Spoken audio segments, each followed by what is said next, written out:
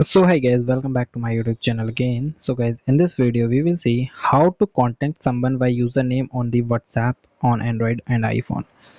So guys, first thing is guys, this feature is currently not completely live. Initially we are just creating our username and we can create our passkey. But if you want to search someone by using its username, so this feature is completely not working right now. Here I am show you that I am just go for the new conversation. Here I am go for search and search my friend username. Okay, and here this is its username. Now some of the YouTubers says if you put the at the rate, so you can do it, but still it is not working. So guys, thank you and have a nice day.